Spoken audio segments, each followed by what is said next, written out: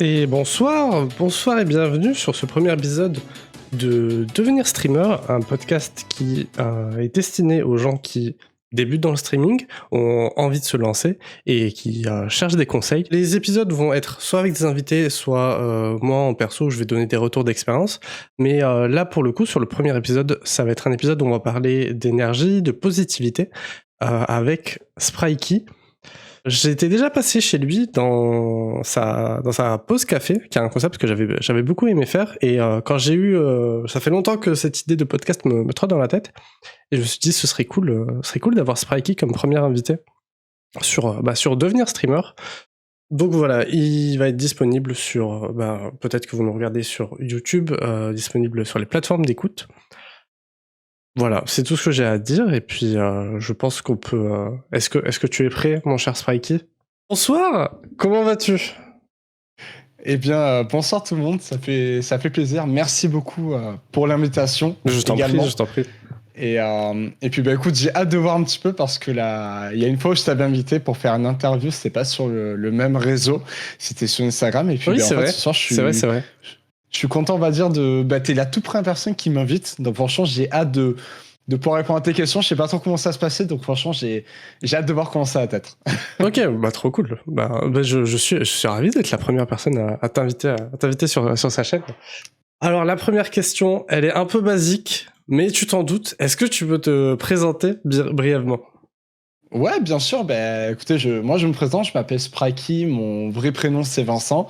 J'ai 24 ans actuellement, et du coup, pour vous expliquer, moi, de mon côté, je suis streamer, créateur contenu depuis à peu près 1 an et quelques mois.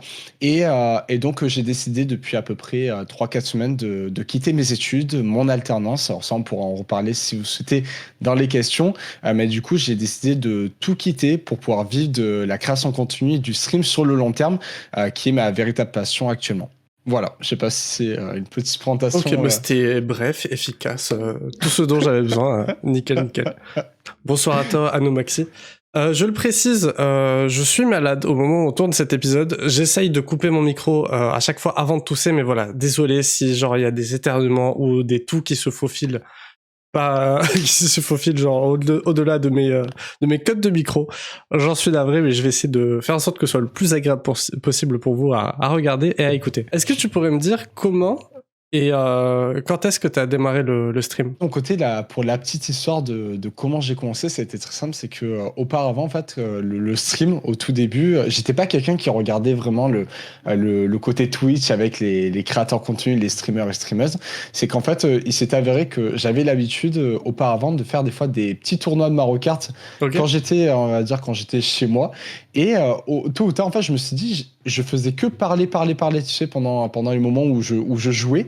Et j'avais mon beau-frère qui regardait en même temps les parties parce que je filmais avec l'iPhone. T'imagines à quel point il y avait pas d'adaptateur directement de la Switch au PC par exemple. Et en fait, tôt ou tard, en fait, j'ai commencé à me rendre compte que j'étais vraiment intéressé par le domaine un petit peu du jeu vidéo, de la création de contenu et de pouvoir aligner les deux ensemble. Et un jour, en fait, j'ai joué à Resident Evil Village, qui est sorti en mai, je crois en mars 2021. Et pareil, avec ma copine, en fait, qui était sur le canapé, je parlais en même temps que je jouais. Elle était juste à côté de moi, donc j'avais une première spectatrice, tu vois. Et ouais, non, ça s'est vraiment passé comme ça. Et en fait, à un moment donné, je me suis dit, écoute, Sprikey, t'es en alternance. N'hésite pas à mettre, pourquoi pas, 20% de ton salaire pour acheter du matériel. Et en fait, j'ai fait pendant à peu près 5 à 6 mois de l'investissement sur le côté. Je notais au centime près, je notais en fait tous les composants que j'avais besoin, le PC, etc., pour avoir une certaine somme. Et après, j'ai tout acheté étape après étape, le temps de pouvoir tout installer. Et j'ai commencé précisément le vendredi 11 juin 2021 sur Mario Kart. Ok, d'accord. T'as été plus consciencieux que moi. Parce que, alors moi, je savais que je voulais me lancer dans le stream. Mais j'avais déjà raconté sur un autre live. En fait, j'ai eu 6 mois de stage et comme toi, en fait, je payais mon loyer, je vivais avec mes sous et tout ce qui me restait, je les mettais de côté pour mon PC de stream. Et quand j'ai voulu investir, je me suis dit, ok, j'ai cette somme, qu'est-ce que je fais avec, tu vois, genre je savais pas du tout à quoi j'avais accès. Et ouais, tu disais que t'avais commencé sur Mario Kart. Est-ce que ça a été comment dire, comme une évidence ou est-ce que t'as un peu hésité au début? En fait, pas spécialement parce que je pense que. Alors, peut-être qu'il y a un. Non, il n'y a pas de bug. J'ai pensé qu'avec le retour écran, il y a un petit bug. Je pense que, comme tu vois derrière moi, si je me décale, Mario, on va dire, est un personnage de jeu vidéo qui fait vraiment partie de ma vie parce que, Ok. en fait, tout est arrivé. Quand j'étais petit, en fait, le premier jeu que mes parents m'ont acheté, ça a été déjà la console de la GameCube et j'avais Mario Kart Double Dash. Donc, Ouais. le fameux ce jeu vidéo, je pense qu'on y a tous joué, tu vois. Et du coup, pour moi, ça a été une évidence parce que je voulais vraiment, dès le début jusqu'à maintenant, jouer les jeux que j'aime absolument avant même de demander au chat. En fait, D'accord. c'est surtout pour ça. Ok, donc ouais, ça a été un peu un choix du cœur, quoi, Mario Kart, c'est ça? Oui, parce qu'en fait, je m'étais dit, ça peut être vraiment intéressant, au lieu de jouer moi de mon côté face à des gens en ligne, pourquoi pas jouer avec des spectateurs qui viendraient sur live. Et à ce moment-là, je me rappelais qu'on pouvait ajouter en code ami, jusqu'à maintenant on peut le faire. Et en fait, le premier live que l'on fait, en fait, il ne s'est pas passé comme prévu parce qu'en fait, on a eu un gros problème de son, de Ah ouais? connexion. Ouais, ça s'est passé comme ça. Et du coup, en fait, on a été en Mario Kart Just Chatting et j'ai pu rattraper le tout, on va dire, le dimanche qui a suivi. Voilà. Ça s'est D'ailleurs, passé comme ça. je le dis pour tous ceux qui voudraient commencer le stream un jour, vous allez avoir des problèmes de son. Enfin, c'est obligé, vous allez en avoir. Je vais te dire, je pense que tu en as même maintenant. Moi, Oui, perso, ouais, tout à fait. le dernier problème que j'ai eu, c'est sur TikTok directement avec le logiciel. Ça a duré 1 heure, on n'y arrivait pas. Hein, les problèmes de son, etc. Donc, c'est normal, ça peut arriver. T'avais quoi un peu comme PC pour démarrer? Est-ce que tu En t'en fait, rappelles? Ouais, t'as toujours le même depuis un an, j'imagine. j'ai toujours le même PC, j'ai toujours la petite bête. Et là, je suis en train de voir pour essayer d'améliorer. Mais ouais, toujours le petit boîtier Be Quiet. Super bon rapport qui a été pris. Et après, tu vois, c'est surtout un petit peu, je pense, de l'amélioration des composants, de la RAM pour avoir une meilleure, on va dire, meilleure rapidité et fluidité quand tu fais par exemple du montage vidéo ou pour pouvoir faire tourner des jeux plus rapidement sur PC. Donc voilà, j'ai toujours la même. Tu joues à des jeux PC comme tu joues pas que sur Switch? En fait, c'est ça. C'est qu'au début, j'ai vraiment commencé avec des jeux sur Switch, en fait, et Ouais. PS5. Et petit à petit, je me suis tourné un petit peu plus au PC parce que je me suis rendu compte que, en fait, il y avait tous les jeux qui étaient sur Play et Switch étaient pratiquement sur PC à des prix moins chers. Alors, il faut voir ça un peu plus sur du long terme, avoir une vision sur du long terme quand on achète des jeux. Mais au final, tu peux avoir de meilleures résolutions, de plus beaux graphismes, et tu peux aussi jouer avec la manette, en fait, d'une certaine manière. Donc, pourquoi s'en priver si à son dé, tu investis dans des composants qui sont de meilleure qualité pour pouvoir jouer à des jeux de meilleure qualité également. Voilà. Ah, c'est le truc que j'aime bien. Je suis pas vraiment dans un camp PC console. Moi, j'ai la chance de pouvoir avoir les deux. Mais tu sais, un PC, tu peux de temps en temps, genre tous les 2-3 ans, acheter un composant et l'améliorer, au lieu de genre tous les 4-5 ans, te racheter une nouvelle machine. En fait, le principe d'un PC que tu vas configurer petit à petit, c'est qu'au final, tu vas avoir une évolution sur du long terme. Un exemple parmi tant d'autres, tu vois, là, j'étais sur du 7 Go de RAM, et là, juste après le live, je vais commander 32 Go de RAM. C'est-à-dire que j'ai changé de barrette, tout simplement parce que sur des autres lives sur le PC, le problème c'est que la machine n'est pas assez puissante pour pouvoir, on va dire, gérer à la fois TikTok Live Studio, Twitch en même temps, et le jeu. Et du coup, on arrive à plus de 60% du processeur qui est utilisé simplement avec 2 logiciels et un jeu vidéo qui demande pas beaucoup de ressources. Tu vois ce que je veux dire? Ouais, Fada, ok. Et Voilà. Est-ce que tu stream avec OBS ou Streamlabs? Alors, je stream avec OBS Studio. J'avais Ok, commencé d'accord. au début, pour ceux qui veulent savoir peut-être et qui sont intéressés, j'avais commencé avec Streamlabs OBS au tout début, comme beaucoup de personnes, pour le côté facilité et pas complication. Et puis, je me suis dit, au bout d'un moment, OBS Studio, je m'y suis lancé l'année dernière au mois de novembre-décembre, tout simplement en fait parce qu'il y avait cette possibilité de pouvoir ajouter tous les plugins que l'on voulait vraiment. Je te rejoins totalement. Moi, j'ai commencé sur Streamlabs et sincèrement, si vous connaissez rien du tout au streaming côté créateur, mais que vous avez envie d'essayer, je vous conseillerais plus Streamlabs, qui est beaucoup plus intuitif, qui a une interface utilisateur très très claire et limpide. Par contre, il n'est pas giga bien optimisé dans le sens où il va demander plus d'efforts à votre PC, à votre processeur. Et donc, enfin, une fois que vous avez bien maîtrisé Streamlabs, peut-être envisager à passer sur OBS ou pas. Hein. Je sais qu'il y a des très gros streamers qui sont encore sur Streamlabs depuis leur début. Et pour ce qu'ils font, ça leur va très bien. Voilà, ça fait 2 ans que je stream et je pense à passer sur OBS. Donc Donc voilà, vous avez le temps encore. C'est quoi ce que tu... Oula, c'est quoi ce... C'est très mal formulé comme phrase. Qu'est-ce que tu recherches dans le streaming? En fait, moi, ce que je recherche dans le streaming, c'est de pouvoir dépasser mes capacités. En fait, tu comprendras, et je pense que tu l'as déjà vu sur le fait qu'on a beaucoup échangé ensemble auparavant.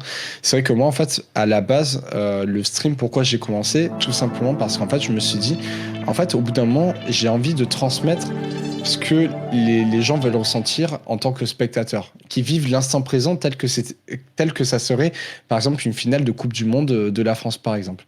Ce que je recherche, en fait, par-dessus tout, c'est de créer du lien avec les gens parce que, à la fois, on est derrière un écran, on pense qu'en fait, on est des robots, mais on est quand même des êtres humains.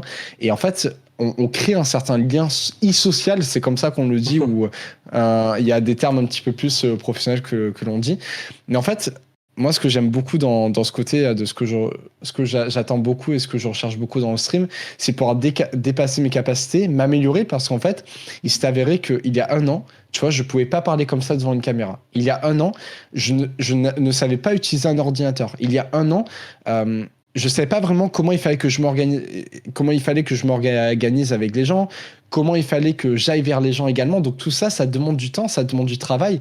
Et je pense que, tu vois, pour répondre à ta question, honnêtement, Ryan, c'est que ça demande tout le temps, en fait, tu apprends tout le temps des compétences tout le temps. C'est ça, moi, qui me donne cette envie de toujours me dépasser, en fait. Ok, c'est le fait de grandir, c'est ça qui t'intéresse dans le stream?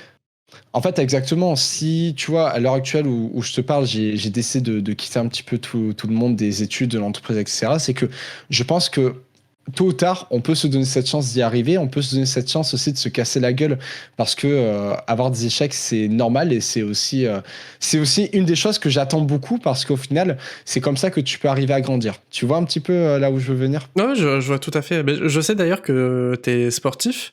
Est-ce que tu cherches les mêmes choses dans le sport et dans le stream ou pas vraiment? En fait, auparavant, tu vois, j'étais quelqu'un qui voulait toujours me surpasser dans le sens Ok. où je voulais toujours que ce soit une compétition, même personnellement, quand j'allais à l'entraînement à la salle de sport. Et en fait, dernièrement, j'ai décidé de prendre du recul vis-à-vis du sport parce qu'au final, tu travailles, on va dire, ça te demande, tu dépenses énormément d'énergie mentale, alors qu'au final, tu es juste là à faire ton entraînement, à prendre du plaisir. Et c'est ce dont j'essaie de traduire pour Twitch également et pour le streaming. Ça veut dire que au début, j'étais dans une phase où je voulais absolument tous les résultats le plus rapidement possible. Et en fait, je me suis dit que tôt ou tard, sois patient. Ça demande du travail, ça demande de la régularité. Et si tu kiffes ce que tu fais, il n'y a pas de raison que ça marche pas. C'est ce que j'essaie de répéter à chaque début de live. Tu vois? C'est comme ça que je vois les choses. Et là, j'ai une question peut-être fâcheuse. Pour toi, quelle est la place du coup du facteur chance dans le stream? Comment ça, le facteur chance? Je veux dire. Dans le sens où, non, mais là, je fais exprès de t'embêter un peu, tu vois. Et même moi, Ouais, sincèrement, j'ai pas d'avis tranché, j'ai pas de réponse tranchée sur la question. Mais comme tu disais, si tu travailles et que tu t'acharnes, y a pas de raison que ça marche pas. Du coup, est-ce que selon toi, il y a une place à la chance ou pas? Oui. Oui, parce que malgré tout travail que tu fais, il y a une part de chance où si tout travail que tu fais régulièrement et que tu es régulier dans tes tâches, il y a tôt ou tard une part de travail qui va arriver avec des résultats, mais il y a une part de chance où tu vas aussi pouvoir exploser. On en reparlera par rapport à ce qui s'est passé avec TikTok cette dernière semaine, et c'est un très bon exemple dont vous pourrez aussi poser la question dans le chat. Mais pour moi, je trouve que la chance est un élément dont on ne doit pas le dénigrer et on ne doit pas le critiquer. Ça veut dire que si une personne qui arrive tôt ou tard à aller plus vite qu'un autre sans pourtant se comparer, eh ben, d'une autre part, tant mieux pour elle. C'est-à-dire que toi, ça te demandera beaucoup plus de travail, ça te demandera beaucoup plus de temps, mais tu vas développer un mindset qui va faire que les jours où ça ira pas, que tu seras au plus bas, tu diras, bah, tu sais de là où tu as commencé. Je suis assez d'accord là-dessus, hein, sur l'état d'esprit. Se monter une communauté sur Twitch, c'est long, ça prend du temps, mais c'est un chemin nécessaire, quoi. Exactement. Oui. Qu'est-ce qui te semble primordial pour avoir un bon stream? Pour moi, qu'est-ce qui me semble primordial, c'est déjà de le ressentir là dans le cœur. Et c'est beau ce que tu dis, hein, ça fait plaisir. Mais c'est sincère quand je dis ça. Pour moi, c'est sincère parce que tu vois, il y a une seule chose que on va dire, je retiens et que je me dis dans ma tête et que je parle à haute voix très souvent, c'est que je me dis demain, peut-être que je serai plus là. Et je veux faire passer le dernier live, c'était le cas à la communauté, le plus beau moment de leur vie. C'est pour ça qu'à chaque live, le fait que tu me vois peut-être avec une certaine énergie, on aura le temps d'en parler, c'est que je me dis en fait, on a une chance énorme tous les deux, par exemple, de faire du streaming. On a de la chance d'avoir un setup, d'avoir du matériel professionnel, etc. Pourquoi ne pas faire les choses jusqu'au bout? Pourquoi au moment où tu as réfléchi en te disant que tu voulais du matériel et que le moment arrive et que tu n'es pas directement à fond, c'est dommage parce qu'au final, peut-être qu'une personne va arriver, va se dire, compare un autre, ah bah ouais, lui il est là, ok, il fait son petit stream, etc. Alors que t'en as un autre, putain, il se donne à fond, il va essayer de parler à chaque viewer, il va essayer de regarder chaque message et il va essayer de transmettre une synergie et ça, j'y crois fortement. Ça veut dire que le fait d'échanger avec la personne, le ton, l'impact que tu vas avoir dans la parole est tellement important. Je t'assure que c'est vrai et c'est là où les gens se disent que quand ils reviennent le lendemain, ils se disent bah, putain, Sprikey ou Ryan, c'était énorme comment tu as été hier. Ben toi, tu te dis mais bordel, c'est incroyable ce que j'arrive à faire vivre aux gens derrière un écran seulement. Pas en face, mais derrière un écran. Donc Voilà. si je comprends bien pour toi, ce qui est vraiment important dans tes streams, c'est l'investissement que t'apportes de toi envers les gens, quoi. C'est ça? Exactement, c'est le fait de donner cette patate. C'est vrai que c'est un peu comme on me définit et j'aime bien le dire, mais avoir la patate, la bonne humeur, c'est des choses où quand les gens y viennent, tous les problèmes du quotidien, on les met de côté. Alors, il y a des fois où je vais vraiment m'intéresser à chaque personne qui vient sur live, donc je vais parler à chaque personne, malgré qu'il y ait du monde, à essayer de comprendre les petits soucis du quotidien, les petits tracks du quotidien, mais aussi les réussites. Et tout ça, c'est important parce que il y a aussi toute une communauté. Et c'est là où, en fait, tu vois, en l'espace de, je pense, 1 an et demi, j'ai dû avoir 15 haters, des 15 haters vraiment violents, où ça a duré 2 secondes et les gens, ils sont partis. Voilà, parce qu'au final, ils se rendent compte que ça t'atteint pas et que tôt ou tard, ils sont pas sur le bon live. Voilà. Ça me fait penser un peu au live de Ponce. Enfin, c'est vraiment mon streamer préféré, Ponce. Et qui est vachement dans la bienveillance, qui est pas du tout à répondre à ses haters. Enfin, grave dans cet état d'esprit-là. Et son chat Twitch, enfin, pour y être, pour l'avoir squatté vachement beaucoup, il y a assez peu de rageux, tu vois, ça arrive assez peu souvent. Parce qu'en fait, l'image que tu donnes à ton stream est aussi... Alors, peut-être qu'il y a des personnes qui diront le contraire, mais souvent, la manière de comment tu es en stream va se révéler également vis-à-vis de ta communauté, les gens qui vont venir. Si tu es bienveillant et si tu l'as échangé avec les personnes régulièrement dans la positivité, le bien-être, le confort et les gens se sentent bien, un mec qui va être plus toxique ne viendra pas forcément parce qu'en face... Ben, je te raconterai ça au pire une anecdote dès que si tu sais, je te raconterai une anecdote. Mais je pense que les personnes qui sont toxiques ne viendront pas parce qu'ils ne vont pas avoir l'intérêt. Ils vont plus perdre leur temps. Ils attendent juste qu'il y ait du répondant, tout simplement. Oui, c'est sûr que si t'es toxique et que t'écris dans un chat et que tu vois que le streamer, juste ça lui passe au-dessus, effectivement, tu vas essayer d'embêter quelqu'un d'autre qui va plus être dans la comment on dit, dans la réponse, quoi.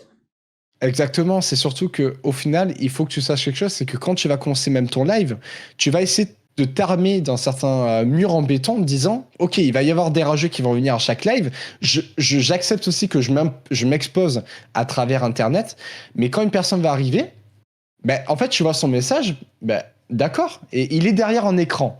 Il le fera, en fait, il faut se dire qu'il le fera jamais en face de toi, tout simplement. Et si tu gardes ça en tête, il n'y a pas de raison qu'il n'y aura aucun problème, tu vois. Et pour revenir un peu sur le sujet, on parlait de l'énergie et de l'investissement que tu donnes dans tes streams. Comment est-ce que tu fais pour avoir autant d'énergie pendant tes lives? C'est que j'aime ce que je fais, en fait. Je suis... Et je te dis, Ryan, et il y en a qui vont dire c'est beau, c'est pas beau, je suis heureux. Et je te dis le mot en majuscule, je suis heureux dans ma vie. Ça veut dire que tu te lèves le matin. Avant, il y avait les études, etc., et dont je ne critique absolument pas le système éducatif, comment il est, mais c'était dur, il fallait faire tous ces devoirs, etc. Je me lève le matin maintenant, je mets pas de réveil, je prépare mes petites vidéos, j'attaque mon live à midi, je souhaite vivre de ma passion parce que ce n'est pas le cas pour le moment, mais avec du travail et de la régularité, je peux que être heureux tout le temps. Tu vois là, si tu as ce mindset-là, etc., il n'y a pas de raison que tu sois malheureux. Tu as attendu ce moment, on va dire, tu vois, quand j'ai commencé le stream, j'attendais tellement ce moment en me disant, est-ce qu'un jour je pourrais essayer de, pourquoi pas, me lancer à 100% dans cette passion? Et ben maintenant c'est le cas, et depuis 1 an et demi, ben, j'ai toujours été comme ça parce que je veux y croire. Et je me dis que les paroles que l'on dit autour de nous apportent beaucoup de positif si on les exprime de la bonne manière. Voilà. Ok, Et d'accord. c'est comme ça que je dirais aux gens, faites ce que vous aimez. Et en fait, ça se ressentira. C'est même pas se forcer. En fait, si tu te forces, ça va se voir tôt ou tard.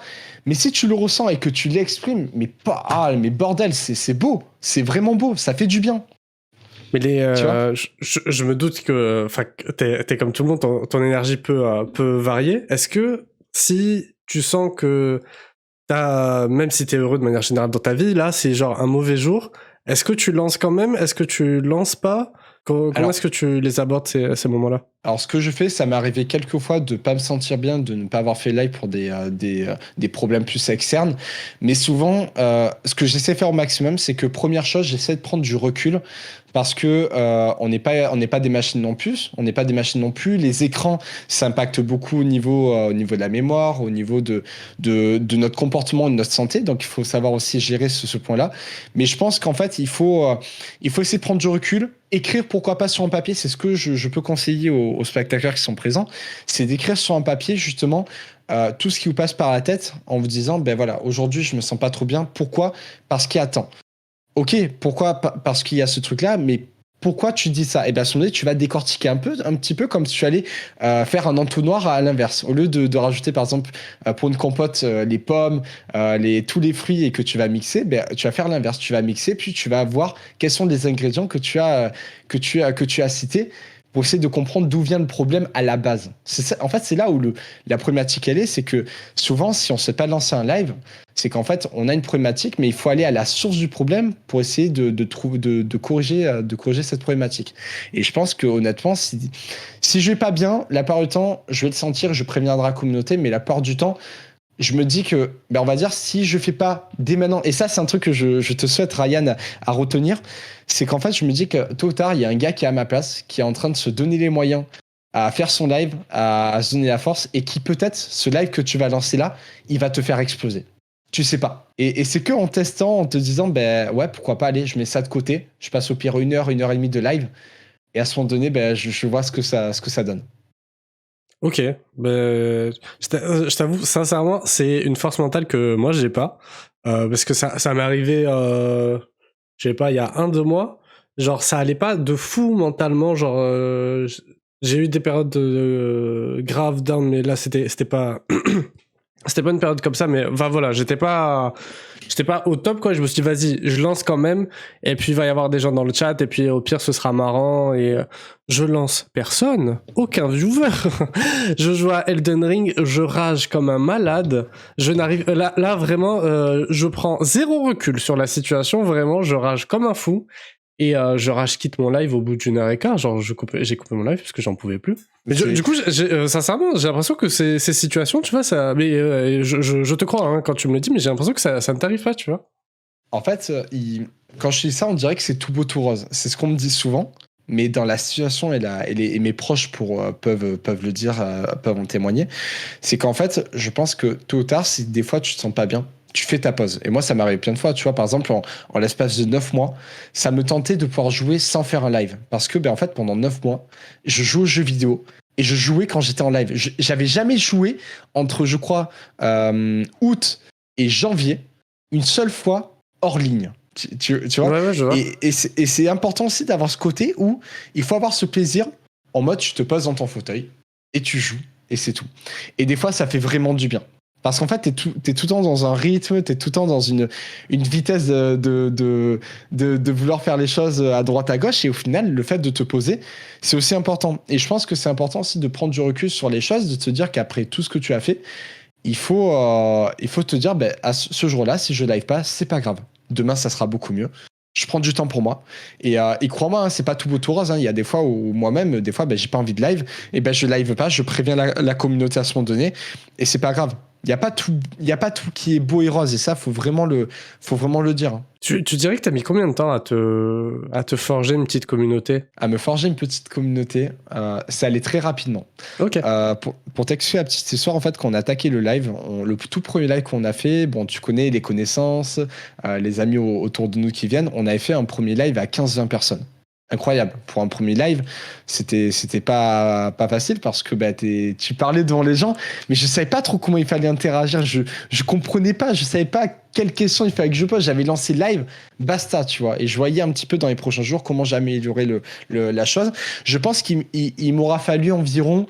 J'ai atteint je pense les 200 followers au bout d'un mois et demi, et je pense que j'ai commencé à créer une toute petite communauté au moment où les modérateurs sont arrivés, comme Jean Jarod, qui me suivent depuis ce jour. Tu m'as dit 2 mois, 200 followers, c'est ça? Ouais, à peu près, ouais. C'est très propre. Pardon, désolé, je l'ai dit que j'étais malade, pardon. C'est pas grave. Oui, Jarod, on parle de toi, tout à fait. Moi, je crois que j'ai mis... Bon, après, on n'a pas du tout... Oui, aussi, ça, c'est un truc que j'aimerais souligner. La comparaison, souvent, on dit, oui, il faut pas le faire, etc. Je dirais que faut pas le faire dans l'absolu, mais des fois, ça peut être intéressant, dans le sens où tu peux regarder la comparaison pour s'inspirer. Voilà, c'était. Je voulais juste faire cette petite parenthèse. Moi, je crois que j'ai dû mettre un an et demi à avoir les 200 followers. Donc, je trouve ça grave cool que tu les aies fait en 2 mois. C'est grave bien. Ouais, il y a des gens, ça accélère un petit peu plus vite, il y en a d'autres que ça met un peu plus de temps, mais je pense que le plus important à la fois, et surtout quand on commence, c'est de prendre du plaisir, tu vois. Et je pense qu'en tout cas, il faut avoir cette part de comparaison parce que c'est bien pour voir un petit peu ce que fait l'autre, pour essayer de s'inspirer. Mais le fait de se comparer parce qu'il y en a un qui avance plus vite que l'autre est très dangereux. Et je te dis ça encore une fois, la dernière fois que je me suis vraiment comparé, c'était il y a de cela 2 mois, 2-3 mois. Mais bêtement, tu vois, je l'ai fait par rapport à un ami qui faisait du stream, etc. Parce qu'il a avancé, on était au même stade. Et le mec, il a pris 800 personnes en plus alors qu'on faisait le même contenu. Et sur le coup, je me suis dit, mais attends, qu'est-ce qui fait que lui avance plus vite que moi, tu vois? Et au final, j'ai pris du recul. Et je me suis dit, mais Spraki, dis-toi un truc, t'as quand même une communauté qui te suit. Cette personne qui accélère, etc., mais fait moins de vues que toi. Tu vois, j'ai fait cette comparaison sur le moment et je me suis dit, mais en vrai, imagine que tu as souvent les mêmes personnes qui reviennent, ils sont souvent présents, ils sont là pour interagir et c'est que comme ça que tu pourras évoluer. C'est pas en te comparant avec ton pote en disant c'est qui ira le plus vite. Alors tu peux faire ça dans le côté ironie, donc ça veut dire que tu te lances un petit challenge et ça m'est arrivé avec Nairo, un très bon pote avec qui on a fait beaucoup de live ensemble l'année dernière. Mais finalement, en fait, tu te dis que tu fais ton petit contenu. Et si tu crois en ton projet, tu crois en tes idées, bordel, ça peut que fonctionner. Ça peut que marcher. Ok, d'accord, je veux tout à fait ce que tu veux dire. Et comment est-ce que tu as trouvé un peu ton rythme sur Twitch? Est-ce que tu as un planning régulier maintenant? Comment est-ce que tu as trouvé les moments où tu aimais bien live et où ta communauté était présente? Alors, pour répondre à cette question, donc je vis pas seul chez moi, donc je vis aussi avec ma copine depuis pas mal de temps. Et quand j'ai lancé le live, on s'est mis d'accord sur un nombre de lives pour commencer, avec un emploi du temps, pour passer ce côté temps stream et temps avec les proches. C'est important parce que des fois, si tu te lances et que tu passes toutes tes journées sur l'ordi, t'imagines que le lien social est quand même important aussi en dehors du stream. Donc, en fait, au tout début, quand j'ai commencé avec 3 lives. C'était le mardi, le vendredi et le dimanche. C'était comme ça la plupart du temps le planning. Je faisais du Mario Kart. J'ai augmenté d'un jour, je crois, je faisais mardi, mercredi, vendredi et dimanche. Et petit à petit, en fait, les semaines ont été variées parce que j'avais mon alternance et les cours. Donc, chaque semaine, c'était compliqué de pouvoir planifier. Et à partir de maintenant, je suis à les 5 à 6 jours de live par semaine. Voilà. Attends, tu peux répéter? 5 à 6 jours de live par semaine? On va dire 5 jours. On va plus être dans... Là, cette semaine, on est à 6 jours. Ok. Mais on est, de base, on est vraiment à 5 jours. 5 jours par semaine parce que, vu que je vis de ça, t'as le montage vidéo qui est fait le matin. L'après-midi, le midi, après-midi, il y a le live. Et je vais reprendre un petit peu en fin de journée le montage vidéo, à part si je fais des missions d'intérim à côté. Voilà. D'accord, ok. Ouais, tu live sur le créneau du midi, c'est ça? Actuellement, oui, j'essaie. Ouais. En fait, j'essaie de tester. Auparavant, j'étais de 17h à 20h. J'ai fait 20h, 23h. Et en ce moment, je suis en train de tester le créneau de midi, 16h pour voir un petit peu la communauté au moment du repas, si elle est présente. Donc, je fais mes petites analyses et je vois qu'est-ce qui est le meilleur. Ok, ok, d'accord. Est-ce que j'ai eu un peu cette impression au moment où je cherchais un peu mon planning. J'ai eu l'impression que c'était pas les mêmes gens. Je sais pas si tu vois ce que je veux dire, dans le sens où quand je faisais un stream allez, on va dire genre le samedi après-midi ou le jeudi soir, bah j'allais pas avoir les mêmes viewers dans mon chat. Je sais Oui, pas si t'as parce eu que cette même impression. j'ai eu des... Exactement, je te suis là-dessus. Ryan, tu pourrais demander aux gens s'il y en a qui sont de la communauté. En fait, il y a différentes personnes qui viennent à différentes heures. Il y en a pendant 2 mois. Écoute, hein, pendant 2 mois, je les ai pas vus. Et juste un soir où j'ai live, ils m'ont dit, oh, Spikey, ça fait longtemps qu'on s'est pas vu, etc. Et le mec, la fille ou le mec, j'avais pas vu pendant 2 mois. Et t'en as, c'est juste parce que c'est le moment où ils travaillent, d'autres parce qu'ils ont les enfants. Et petit à petit, vu que j'essaye d'en apprendre sur chacun des spectateurs qui vient régulièrement, je ne connais pas leur vie personnellement, mais j'en sais pas mal de choses pour savoir à quel moment ils viennent. Et souvent, je n'oublie pratiquement jamais aucun viewer. Vraiment.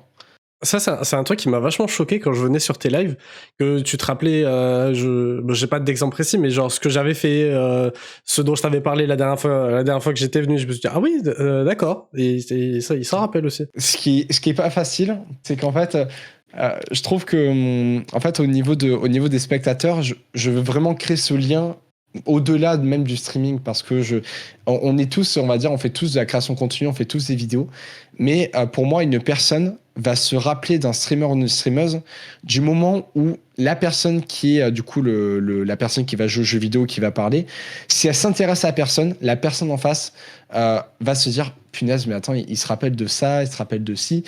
Tu vois, je te donne un exemple. Il y a une personne dans mon chat que j'ai pu vu depuis à peu près 1 mois et demi pour te dire, qui s'appelle Julie. Elle a eu un décès d'un de ses proches au mois de janvier. Et bien de janvier à mai, on a fait que parler du moment qu'elle venait. Je lui demandais si ça allait par Instagram. Je prenais vraiment je prenais vraiment ce temps-là pour échanger même cela 2-3 minutes par vocal, mais pour me dire, écoute, je suis là, je sais que peut-être qu'on se connaît pas trop, mais j'estime que un petit message, ça fait toujours plaisir. Et du coup, souvent les personnes, je leur dis, bah, alors ta journée, comment s'est passée? La dernière fois, je me rappelle, bah, du coup, t'es fleuriste, alors est-ce que tu as eu des clients samedi comme tu n'avais pas pu venir au live?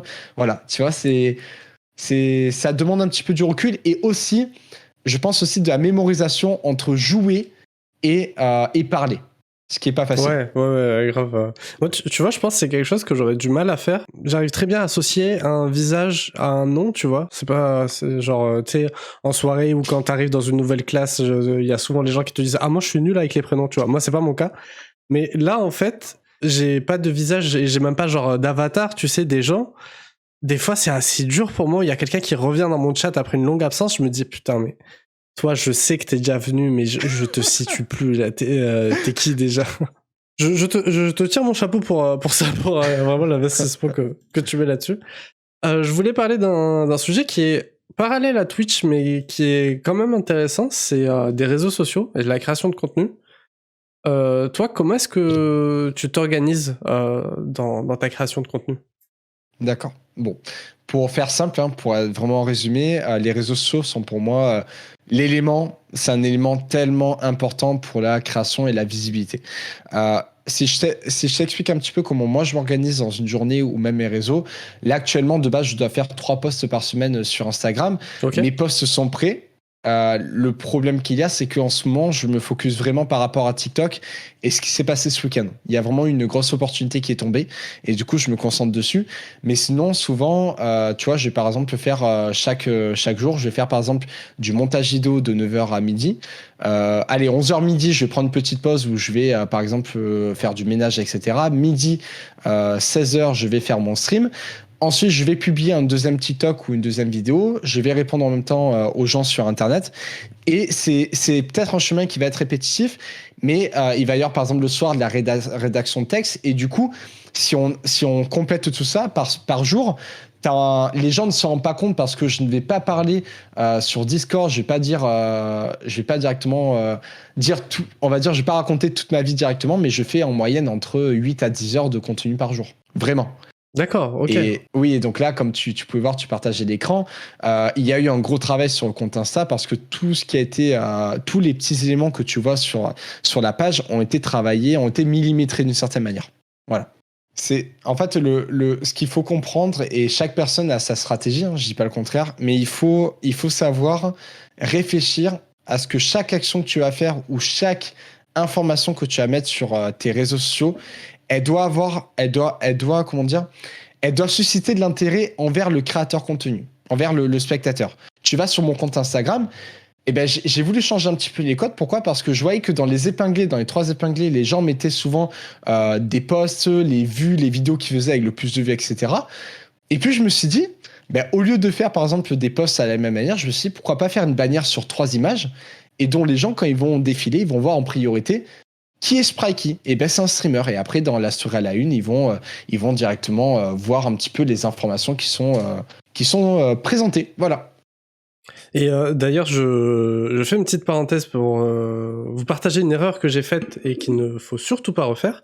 En fait, au début, j'avais un compte Insta. Je parlais parce que je suis écrivain et je faisais de la pub pour mes livres et j'avais des contenus en fait tournés autour de la littérature. Et il y avait beaucoup de gens qui me suivaient. Enfin, beaucoup. J'avais 1 million de followers. Et en fait, j'avais aussi des gens qui me suivaient des potes je me suis fait genre en école de commerce ou au lycée, enfin bon bref. J'avais un peu un mélange de gens sur mon compte Insta, c'était des gens intéressés par la littérature ou des potes. Et en fait, je me suis dit bon bah vas-y, je me lance sur Twitch, je change ma ligne édito de littérature à littérature et gaming et après je suis passé en full gaming. Ne faites pas ça! Non, jamais. Vous avez envie de faire une nouvelle ligne éditoriale, faites un nouveau compte. Ça fait 1 mois et demi que j'ai repris un compte à 0. Là, je suis à 107 followers et vraiment, sincèrement, ça me va très bien. Mais en termes de ratio, tu vois, de taux d'engagement, mon nouveau compte, mais il éclate tellement le précédent. Quand je faisais des stories avec mon précédent compte, mes stories, c'est peut-être un mauvais exemple parce que mes stories marchaient assez bien, mais mes posts vraiment marchent beaucoup mieux, proportionnellement bien sûr, sur mon nouveau compte que sur l'ancien. Parce que en fait, dès que tu as créé ton compte, tu vas acquérir une certaine communauté qui est dans le même, qui partage les mêmes passions que toi. Et je te suis là-dessus, c'est-à-dire que les réseaux sociaux, tu l'as peut-être vu il y a de cela quelques semaines, voire quelques mois, j'avais fait des tutos, des astuces, j'avais fait 20 montages vidéo, et là pour te dire, j'avais rédigé 25, si je partageais mon écran, j'ai rédigé déjà 25 rédactions de tutos que je dois juste tourner, mais je ne le ferai pas. Pourtant, ça m'avait pris 8 heures de rédaction. Pourquoi? Parce qu'en fait, je me suis rendu compte qu'en ayant fait une analyse sur les temps où j'étais hors stream, que j'étais concentré sur mon écran et mon bureau, en fait, je voyais que les gens n'étaient pas intéressés par ce contenu. Je me disais, au bout d'un moment, Sprikey, tes vidéos font 200, 500, 1000 vues maximum, ce qui est déjà très bien et je ne dis pas le contraire. Mais par contre, quand tu vas sortir des clips vidéo, chaque clip vidéo va faire 1500, 2000 vues. Donc, j'estime qu'en ayant testé différents formats de présentation des tutos pour aider les jeunes créateurs contenu, les jeunes streamers à se lancer sur Twitch, je me suis dit, mais Sprikey, il va falloir changer un petit peu ça. Il va falloir essayer de tourner. Je sais pas si tu t'en rappelles, mais ça remonte un peu. Mais je t'avais posé la question justement. Genre, tu m'avais dit, quand je t'avais dit que j'étais social media manager, que je travaillais avec les réseaux sociaux et tout, tu m'avais dit, ouais, est-ce que t'aurais pas des retours sur ma chaîne, machin. Et le truc que je me suis dit, c'est est-ce que ta cible, ça les intéresse les tutos streamers? Je sais pas si tu te rappelles. Oui, je me rappelle très bien. C'était au mois de juillet, on en avait parlé.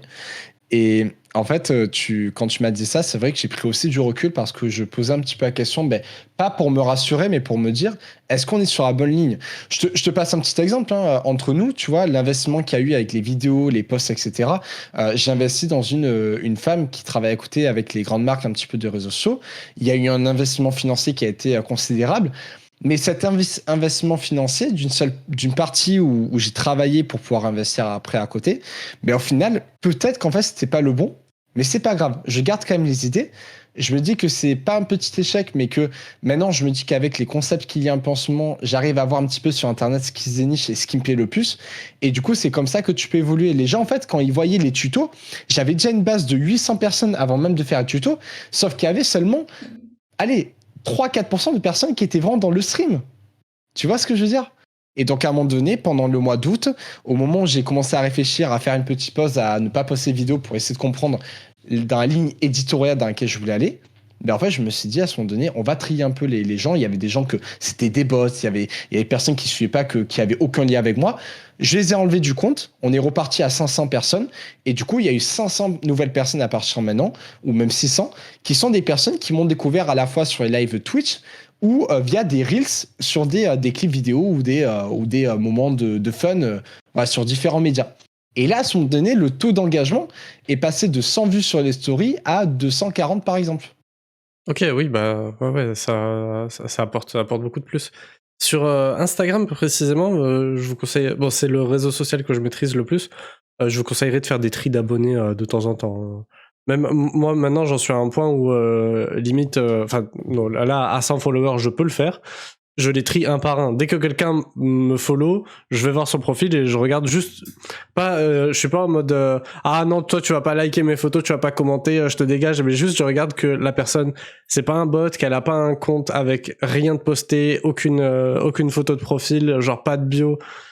Tu vois vraiment les comptes comme ça, je les enlève. T'as bien raison. Et puis, c'est important aussi de trier. Alors, ça fait du bien aussi. D'une part, à l'ego, ça fait un peu du mal parce que c'est des gens que t'as acquéris. Mais d'une autre part, on va dire, il faut que tu essayes d'avoir un compte avec un taux d'engagement qui puisse être vraiment important pour toi et que les gens puissent te suivre sur le long terme. Alors, publier tous les jours, c'est pas facile. Ça demande un gros travail et les gens ne se rendent peut-être pas compte. Mais à côté de ça, c'est important de faire le tri pour qu'après, tu puisses continuer sur on va dire, tu puisses, on va dire, tu vois là où je veux venir. Je me perds un peu dans le mot, mais que tu puisses, on va dire, suivre une certaine activité. Oui, garder une certaine régularité sur les plateformes. Régularité. Toi, c'est surtout TikTok et Instagram dont tu te sers pour amener du monde sur Twitch ? En fait, oui. Ce qu'il faut savoir, c'est que le réseau que j'avais pas mis en avant au tout début, que maintenant je mets en avant, c'est pas Instagram, c'est TikTok. On en a parlé hors live, tu sais, tout à l'heure, et ça, il n'y a pas tabou là-dessus. Je voulais qu'on en parle directement sur le stream. Première chose, avant toute chose, les personnes qui sont sur le chat, n'hésitez pas à poser des questions. On est là pour échanger et je pense qu'il y a des choses... C'est vrai que je l'ai pas dit, merci de le rappeler, pardon. C'est pas grave. C'est une habitude que j'ai avec la pause café, c'est pour ça. mais par contre, si vous avez des questions vis-à-vis des réseaux, comment ça fonctionne, etc.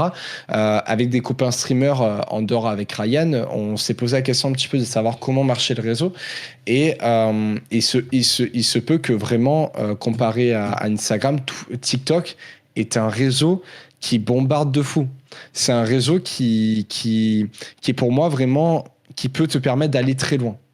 Et je pourrais t'expliquer avec des chiffres, avec le tout, parce qu'en fait, j'ai remarqué quelque chose, c'est que Instagram, on est plus dans une niche qui est très stricte.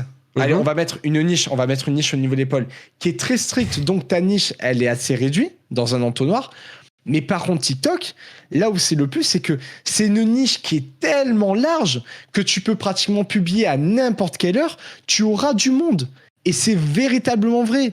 Je vais faire un petit coup de gueule, mais n'achetez pas de formation TikTok. Merde quoi. Ça ne marche pas. Si ça marche, c'est que ces gens-là, soit ils ont mis des bots, soit ils ont mis des logiciels pour mettre en avant au moment où vous avez acheté leur formation.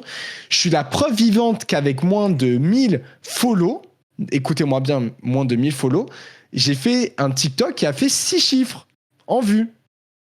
Donc voilà, il faut arrêter complètement de voir un petit peu les tutos, etc. Faites du contenu qui vous plaît. Essayez de comprendre la méta et l'algorithme. Et petit à petit, vous allez comprendre comment ça fonctionne. Je vous le mets dans le chat, le fameux TikTok. Non, mais je t'en prie. Le fameux TikTok à 300 000 vues, mais que j'ai trouvé vraiment giga bien. Hein. Vraiment, il était super cool. Mais là, tu vois, j'ai un petit point de désaccord avec toi, dans le sens où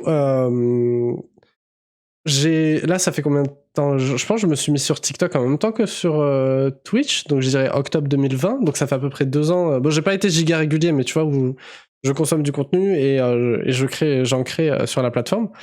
En fait, je trouve que sur TikTok, certes, t'as beaucoup d'abonnés, tu peux avoir une visibilité de ouf. En fait, en termes de... là, je parle en termes de notoriété, ce dont tu parlais, en termes de notoriété, d'exposition, TikTok reste ouf et impressionnant comparé aux autres plateformes. Vraiment, il n'y a pas photo. TikTok est loin devant. Par contre, quand il s'agit de créer une communauté, d'avoir du lien avec les gens, pour moi, Instagram reste devant, tu vois. tu as totalement raison là-dessus. Je te fais par exemple une comparaison sur TikTok ces derniers temps, et après je pourrais répondre, je vais te donner un petit exemple. Il y a eu un créateur de contenu qui a fait un live, et il a vraiment explosé. Il a eu du 80 000 followers sur TikTok. Et écoute-moi bien, c'est là où c'est drôle, c'est que sur Insta, le mec avait seulement 84 follow. Je sais plus le nom. Et c'est vraiment vrai. Ça veut dire que le mec, il a concentré toute sa communauté sur TikTok. Mais au final, dans ses vues en live, il avait peut-être 80 000, mais il avait seulement 30 personnes qui regardaient le live. Pour le ratio qu'il y a entre le nombre de personnes qui suivent et le nombre de personnes qui vont voir le live, il est bidon, il est pourri, il est nul. On va pas se cacher. Et c'est vrai qu'en fait, au final, c'est vrai que là, je suis tellement d'accord avec toi. Instagram, quand tu vas sur Instagram, tu ne vas pas t'abonner à n'importe quel compte. Alors que sur TikTok, tu vas t'abonner plus facilement. Le taux d'engagement est plus facile sur TikTok parce qu'on est sur du contenu viral. On est passé d'un taux de concentration de plusieurs dizaines de secondes qu'on avait sur YouTube ou sur d'autres réseaux, par exemple Instagram avec des photos, à un contenu où on dit la fameuse légende, les 3 secondes qui te permettent soit de rester sur le live, sur la vidéo, soit de partir. C'est pour cette raison que le reach et le début de tes 3 secondes est l'un des éléments les plus importants parce que c'est cet élément qui va captiver l'audience. C'est pour ça que la vidéo qui a fait 330 000 vues, je ne sais pas combien actuellement, depuis vendredi, pourquoi cette vidéo a été travaillée, Ryan? Elle a été travaillée... Ça se voit, hein. Ça se voit dans le montage, etc. Mais chaque mot, je travaille avec un collègue à son donné, chaque mot a été travaillé. On était en téléphone à minuit et j'ai dit gros, putain, demain je sens que cette vidéo elle va éclater. Je sais pas pourquoi, je le sens de fou. Et pareil, cette sensation de... Même là, je ressens des frissons. Je me dis, putain, cette sensation de me dire, les vidéos font 500 000 vues. Celle-là, c'est un nouveau défi. Les gens ont jamais vu un défi avec Mario Kart. On va faire péter la méta, on va faire péter l'algorithme. Je fais le montage, etc. Je prends à peu près 1 heure. Je commence à avoir la tête qui tourne au moment où je vais publier la vidéo parce que je sens qu'il y a quelque chose qui va se passer, mais je sais pas quoi. Et là, à ce moment donné, en fait, la vidéo a fait que j'ai lancé la vidéo 2 heures avant. Le temps, il était 10 heures. Je lance la vidéo et j'ai attendu 2 heures pour que le TikTok commence à le mettre en... Voilà, propose un petit peu à une faible communauté. Tu l'as publié à 10 heures ? Je l'ai publié à 10 heures. C'est pour ça que je vous dis, l'horaire n'a aucun... Alors, il y a des horaires, bien sûr, si tu publies à 2 heures du matin, bon, les Français vont beaucoup plus dormir, mais il n'y a pas d'heure. Il y a peut-être un TikTok qui va bombarder... Le TikTok, tu vois, il a été publié à 10 heures, il a eu ses 200 000 vues à 14 heures. Et en l'espace où j'ai commencé le live, il a eu 150 000 vues. Je regardais en même temps que je faisais le jeu Mario Kart. Il a eu 150 000 vues en 45 minutes. Pour ceux qui nous écoutent, est-ce que tu peux nous expliquer un peu ce que c'était le principe de ce défi Mario Kart ? Donc en fait, pour vous expliquer la petite histoire, pourquoi j'ai fait du coup ce live-là, c'est qu'en fait, je devais atteindre l'objectif des 1000 follows sur TikTok. J'étais à 820 et donc je les ai atteints et je me suis dit, la vidéo était prête, j'allais l'envoyer. Le but de ce défi était très simple. C'est qu'en fait, j'ai fait un défi où dès le début, j'ai dit, si tu vois cette vidéo, c'est que je suis en train, à son donné, donc on emploie le verbe faire et voir inciter la personne, je suis en train de finir le speedrun le plus difficile de Mario Kart. Ce qui était qu'en fait, et écoutez-moi bien, c'est là où tout le monde en chat a vu du feu et personne n'a réellement compris, je vais vous expliquer pourquoi, c'est que j'ai dit que c'était un speedrun 200cc. Speedrun 200cc, tout le monde le fait. C'est facile. Si tu t'entraînes, tu vas le finir. Sauf que là où le speedrun était le plus difficile, c'est qu'on était en 200cc pour 64 courses. Donc ça prenait facilement 1 heure de jeu minimum sans reset. Donc reset, ça veut dire que tu recommences le jeu. Mais là où les gens n'ont pas suivi, c'est qu'au final, c'était tous les 75 000 likes, la communauté peut relancer le jeu. 75 000 likes sur ton TikTok. 75 000 likes sur le live. Sur le live. Parce que tu peux liker un live TikTok, c'est ça ? Oui. Okay. Quand tu fais par exemple, tu vas filmer ton écran, ton jeu vidéo. En fait, TikTok va surtout essayer de mettre en avant ton contenu du moment qu'il y a des likes et qu'il y a le plus possible de likes. Et c'est un exemple tout bête. Hein. La vidéo, on attaque le live, on fait une montée à aller à 10, 20, 30 vues, ce qui est déjà très honorable. Franchement, j'étais très très content pour un début de live. Sauf qu'en fait, à un moment donné, la vidéo commence à faire 20 000 vues, je le vois. Et là, à ce moment donné, on passe en 2 minutes, on passe de 100 à 3200 personnes. Ok. Sauf que là où c'était arrivé, c'est qu'en fait, les 75 000 likes, on a fait en l'espace, et je vais pas te mytho, hein, on a fait en l'espace de, je pense, 20 minutes, on a fait le million de likes. Et c'est pour ça qu'à l'heure actuelle, le record, il est d'1 200 000 likes confondus, parce que imagine 3200 personnes, tu les incites juste, écoute-moi bien, tu les incites juste à liker la vidéo. Ah, tu peux le liker plusieurs fois pendant le live. Ok, exactement. Alors je suis très peu consommateur, enfin très peu, pas du tout. Je consomme pas du tout des lives TikTok, c'est pas du tout mon truc. Ouais, mais du coup, t'as recommencé combien de fois? Et du coup, j'ai dû recommencer 7 ou 8 fois. Mais c'est pas grave. Là là. Le principe était lui-même, c'est que je voulais atteindre cet objectif, mais je me suis dit, il faut que je fasse aussi, il faut que je travaille mon contenu en disant, si ce live-là explose et marche, je me dis, écoute Sprikey, fais ta méta, concentre-toi sur ton propre contenu, fais ta propre création, et je vous fais un petit comment ça s'appelle, je vous fais une petite anecdote. J'ai quand même un TikToker de 100 000 abonnés qui m'a envoyé un message hier en me disant, Sprikey, je te remercie pour ton contenu, j'assume avoir récupéré un peu ton idée de ta vidéo qui m'a permis de gagner énormément de monde. Ok. Attends, t'es en train de me dire qu'un gars qui a 1000 abonnés qui fait une vidéo inspire des mecs qui ont fait 100 000 abonnés. Ça veut dire que ta vidéo, elle a impacté tellement de gens qu'au final, tu dis que tu peux la faire à plusieurs sauces. Et c'est pour cette raison qu'à l'heure actuelle, et moi de mon côté, j'ai envie de vivre cette création de contenu, je me suis dit, pourquoi pas faire des concepts de Mario Kart sur TikTok? Personne n'en fait. Donc il faut créer son concept. Ok, je vois. Ouais, non, mais c'est grave cool que t'aies pu inspirer d'autres créateurs et puis que les gens aient passé un bon moment sur ton live. Mais au final, t'as réussi à faire le speedrun 200cc?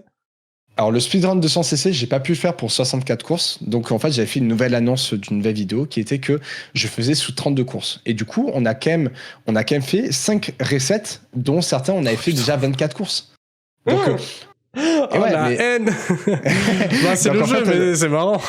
C'est le jeu, et moi c'est ça que j'aime bien, c'est que je suis tryharder à la fois. Si tu me poses la question, je suis tryharder et j'aime bien la compétition. Donc du coup c'est marrant, on va dire, de défier la communauté. Et je m'étais dit à ce moment donné, vous savez quoi les gars, si on atteint le million à ce moment donné, bon, je me suis un peu trop reposé sur mes lauriers, je mange un piment. Tu vois, c'était aussi un petit peu ce côté de leur donner un petit peu ce challenge en leur disant, si vous y arrivez, je mange un piment au million. Alors, on n'y est pas arrivé, on a fait 300 000 likes, qui est déjà très bien. Mais du coup, là, pour le moment, j'ai d'autres projets de défis qui vont arriver. Le principe n'est pas de faire les likes, mais c'est d'apporter une nouvelle immersion au niveau du stream. Okay, et c'est comme ça qu'en fait... Là, c'est sûr, ta communauté, elle se sent engagée à ce moment-là, c'est sûr. Exactement, mais exactement.